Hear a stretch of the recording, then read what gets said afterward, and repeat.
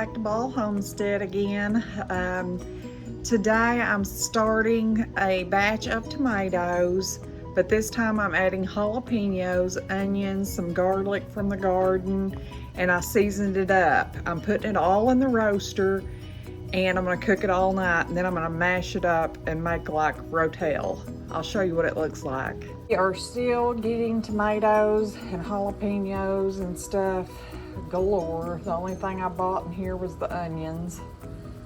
But we're gonna cook that on 250 all night in our roaster pan, and we will see you back here in the morning. I just did a little stir on this. Oh my gosh, it smells like heaven. Friends, welcome back to Ball Homestead. This morning, we're gonna finish our Rotel.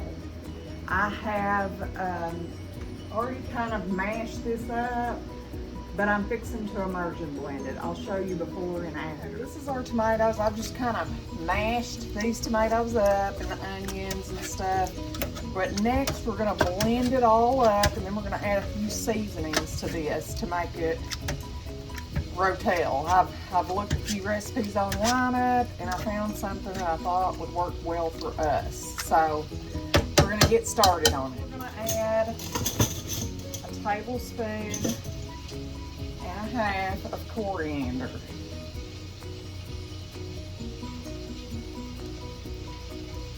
Next, we're going to add oregano. About a tablespoon. I think I've got maybe a little more than 12 cups of tomatoes here, so I'm adding just a tad bit more. Then we're going to immersion blend all this together.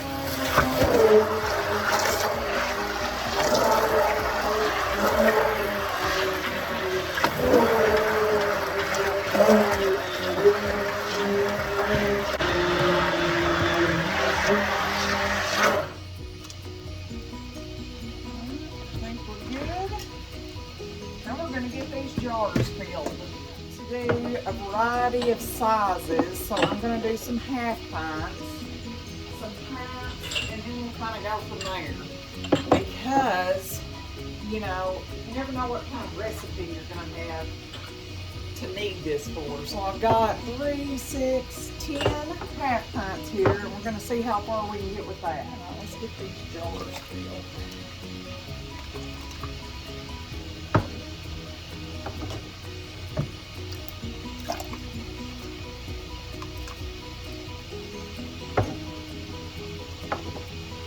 I know we're going to have plenty for these 10, but I kind of want to do a variety of sizes for, you know, different stuff. You never know what you might need them for. Man, I'm just clumsy this morning.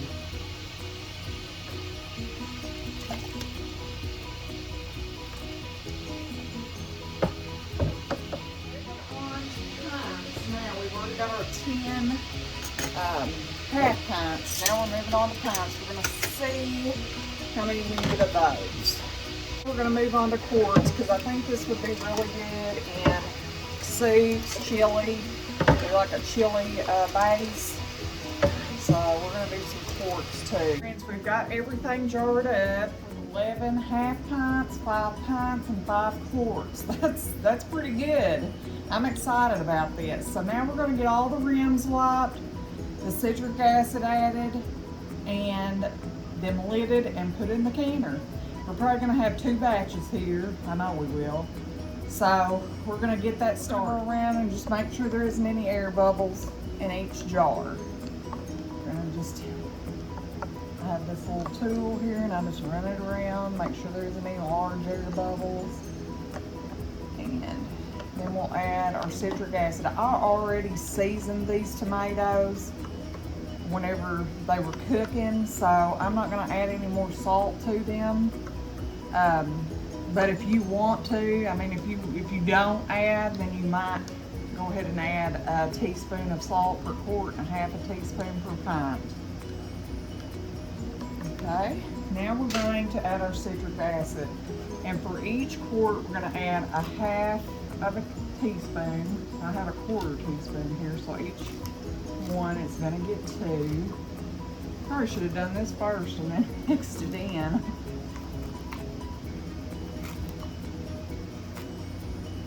And then each half pint is going to get a half of a quarter, so what, an eighth?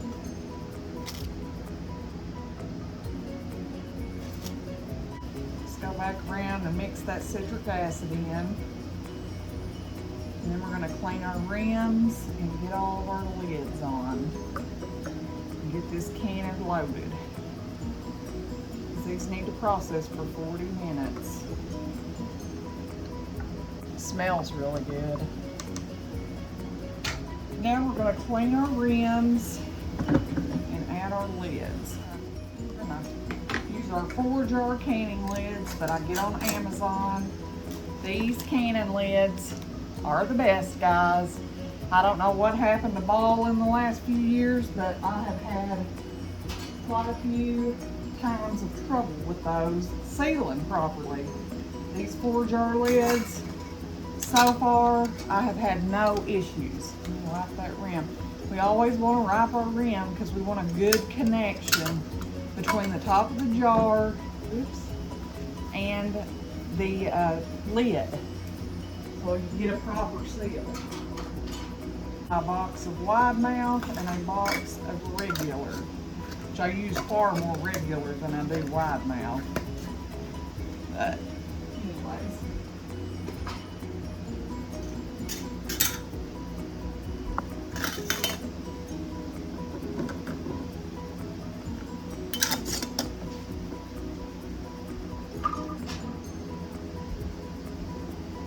Yeah, we're definitely going to have it in 2, I think we can get by with 2 batches here. This is my bigger water bed camera. My little one won't hold near enough to even open it up and start, because if I do, I'm still gonna have to run it 2 times, so I'll just wait and run this one twice instead of doing that one that way. We are at a lull, so we're gonna set our timer for 40 minutes. These are mostly quarts. We're gonna get the rest of these jarred up, and we'll see you in a few minutes. Get these all on. I'm definitely going to have to order some more 4-jar lids. I've only got a couple left. But we'll get them ordered today and they'll be in next week. I really like these lids. I've hardly ever had a seal fail with them. And that means a lot to me because you put all this effort in. I have a few lids that someone gifted me that just isn't right. I'm gonna throw that away while I've got it. This is one of them too. I've been throwing them away as I find them. They don't fit right. I don't know, and then your seal blows off in the process. So I have all my lids in a big bin, and when I find, or all my rings, and when I run across them, I pitch them in the trash. A couple of days ago, I made some diced tomatoes, and I did take the skins off because I wanted them for salsas and stuff like that. So I took those skins and put in my dehydrator. So now we're going to make some tomato powder. And what I use it for, let me show you what it looks like.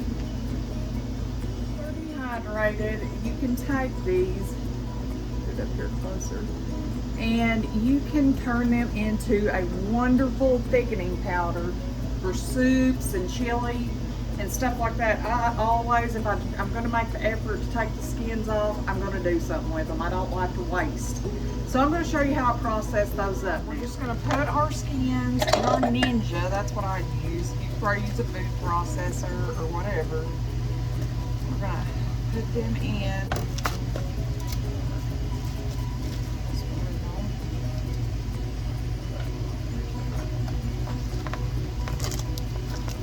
I'd rather them be over dry than not dry enough. I'm just weird like that. If I'm going to put the effort in, I want them to be right. I'm going to leave those.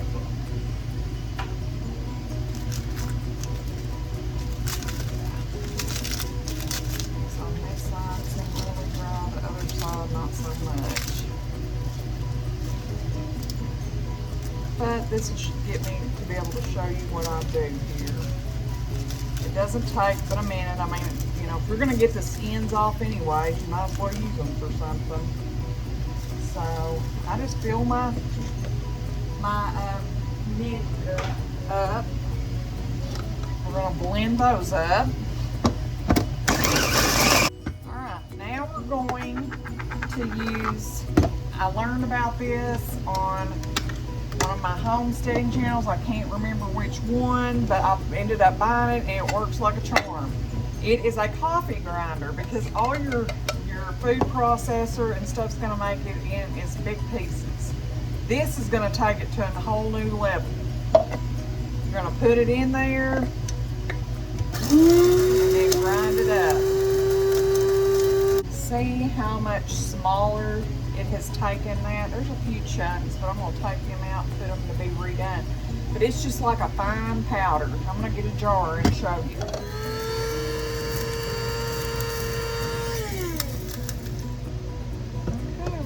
That to our jar. We'll just keep doing this till we get them all ground. I've already restarted those ones that I didn't feel like were dry, and I want them kind of crispy. And I just add a little more. And do it again. That's simple. This beautiful tomato powder we've made, and just something we were going to throw out. When the others get dry, I'll easily have a jar full. So, you know, I mean, waste not, want not. That's my motto. If I'm going to take the effort to do something, I want to get as much out of it as I can. Friends, our first batch of tomatoes is done. We are going to get them set out and get our canner reloaded for another 40 minutes.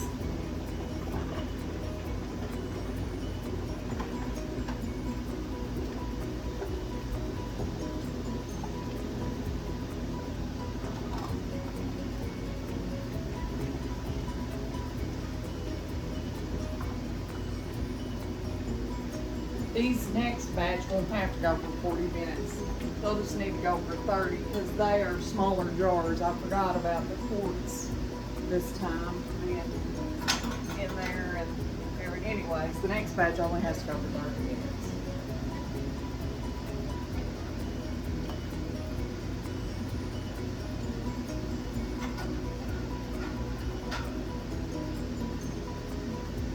I am going to need to add some water.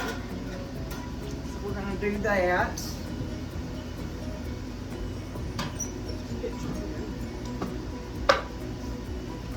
We got our gallon of water added to that. We're going to get these loaded in there.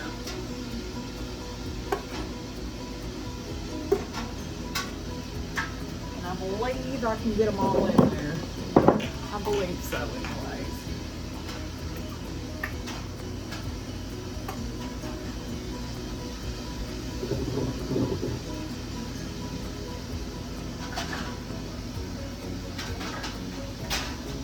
We're gonna be close, and I think I can make it work.